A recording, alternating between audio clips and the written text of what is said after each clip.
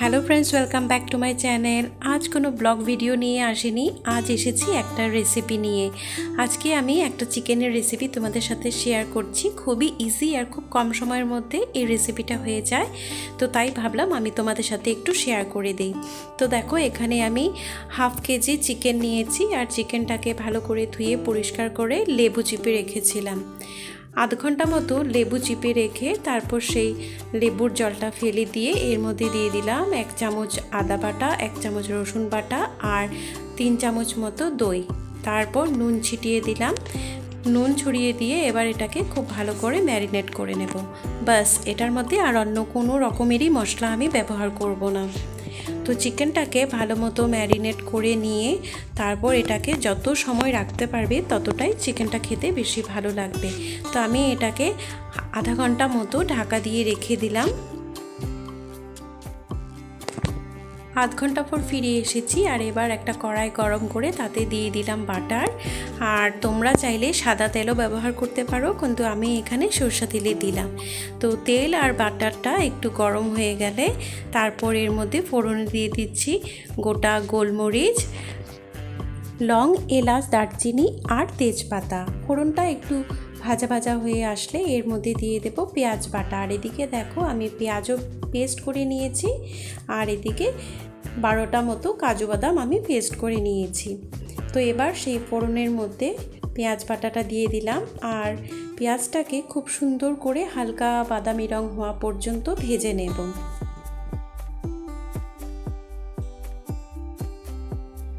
আর এই রান্নাটা খুবই কম সময়ে হয়ে যায়, যেটা আমি তোমাদেরকে আগে বললাম, আর খেতেও বেশ দারুণ লাগে।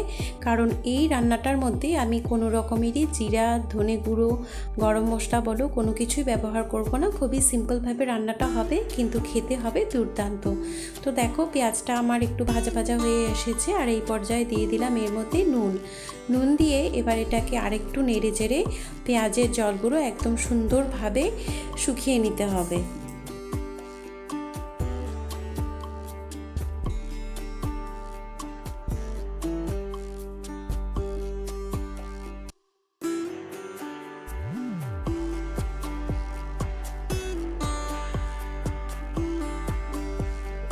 তো দেখো, পেঁয়াজটা একদম ভাজা ভাজা হয়ে গেছে আর এবার এর মধ্যে ম্যারিনেট করে রাখা চিকেনগুলো একে একে দিয়ে দেব। শুধুমাত্র চিকেন পিসগুলোই দেব, ম্যারিনেটের যে মশলাটা সেটা আমি অল্প পরে ব্যবহার করছি।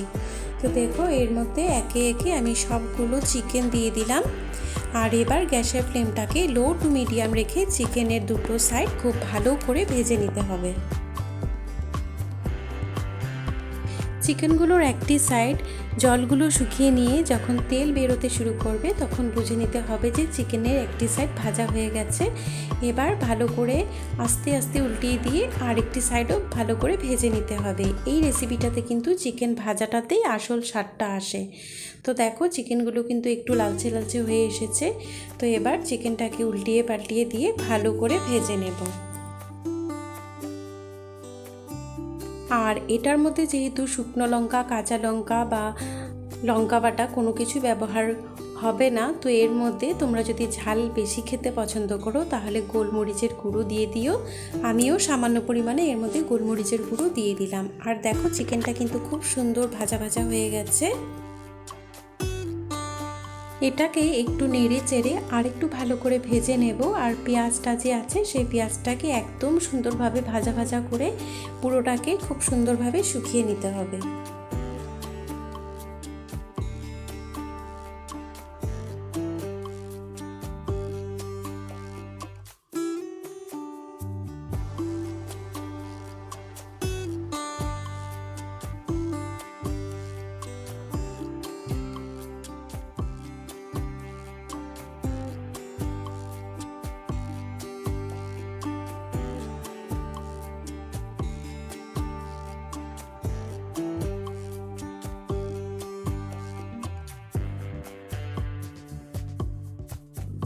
তো দেখো, চিকেনটা কিন্তু আমার একদম ভাজা ভাজা হয়ে এসেছে আর খুব সুন্দর একটা স্মেলও বের হয়েছে। তো এই পর্যায়ে আমি এর মধ্যে দিয়ে দেব কাজু বাদাম, যেটাকে আমি একটু জলে ভিজিয়ে রেখেছিলাম, ভিজিয়ে রেখে তারপর পেস্ট করে নিয়েছি। তো এবার এর মধ্যে আমি কাজু বাদামটা দিয়ে দিলাম।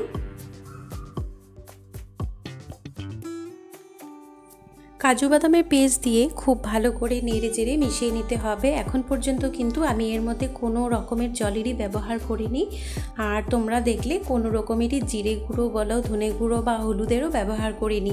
এই রান্নাটাতে হলুদের ব্যবহার করতে হয় না, তোমরা চাইলে সামান্য পরিমাণে হলুদও দিতে পারো। আর ওই যে ম্যারিনেট করে রাখা দইটা ছিল, সেই দইটাও আমি এবার এর মধ্যে দিয়ে দিলাম। আর এবার এটাকে খুব ভালোভাবে নেড়ে চেড়ে মিশিয়ে নেব।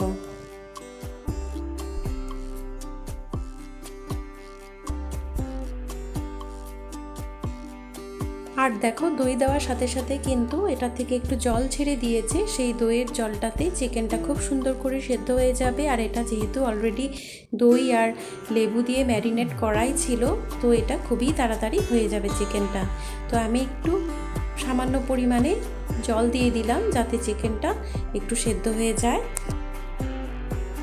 সামান্য পরিমাণে খুব ভালো করে জল দিয়ে নেড়ে চেড়ে মিশিয়ে এবার এর মধ্যে এক টুকরো লেবুর রস দিয়ে দিচ্ছি।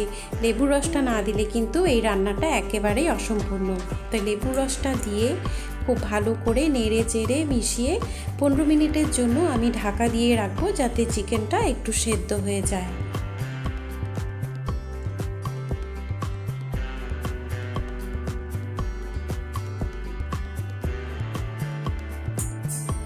তো দেখো 15 মিনিট পর ঢাকনাটা খুলে দিয়েছি, আর মাংসগুলো কিন্তু খুব সুন্দর সেদ্ধ হয়ে গেছে। এটা একটু সাদা সাদা রঙেরই হয় যেহেতু এটার মধ্যে হলুদের ব্যবহার হয় না।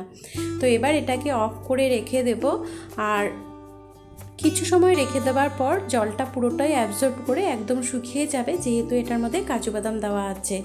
আমার আজকের রেসিপিটা তোমাদের কেমন লাগলো অবশ্যই আমাকে জানাবে। যদি ভালো লাগে অবশ্যই লাইক, কমেন্ট, শেয়ার করবে। আর আমার চ্যানেলে নতুন এসে থাকলে অবশ্যই চ্যানেলটি সাবস্ক্রাইব করে পাশে থাকা বেল বাটনটি প্রেস করে দেবে।